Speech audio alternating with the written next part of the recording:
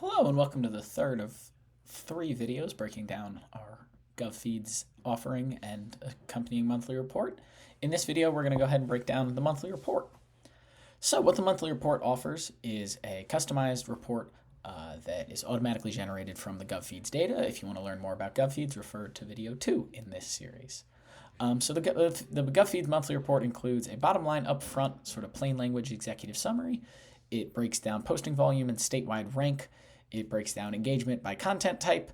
It breaks down account by account performance. If you're a municipality that uses multiple accounts in your social media strategy, we compare top performing posts and their themes.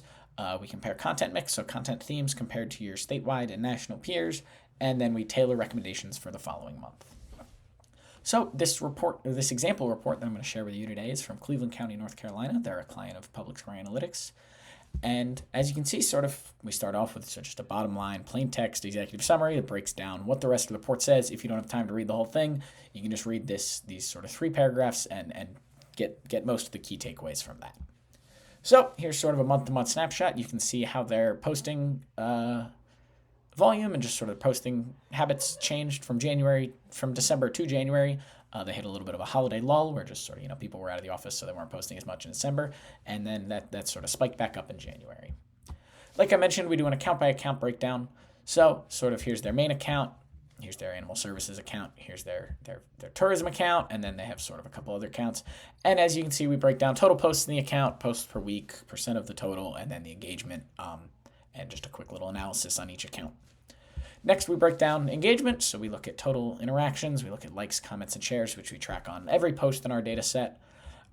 We look at some of the highest performing posts in terms of engagement and sort of a breakdown of content types and how they were engaged with. Speaking of content types, we break down how what their sort of content themes were as well as sort of how often they're posting each of these content themes, and some observations and notes on that. Finally, we do a statewide comparison of how their posting volume compares to others and how their content mix compares to the rest of the state of North Carolina.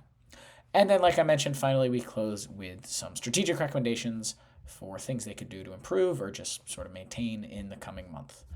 And like I said, this is something that comes with the GovFeeds subscription at no added cost. We can do a sample report if you're ever interested in wanting to see what this looks like before or while deciding whether or not to sign up for GovFeeds.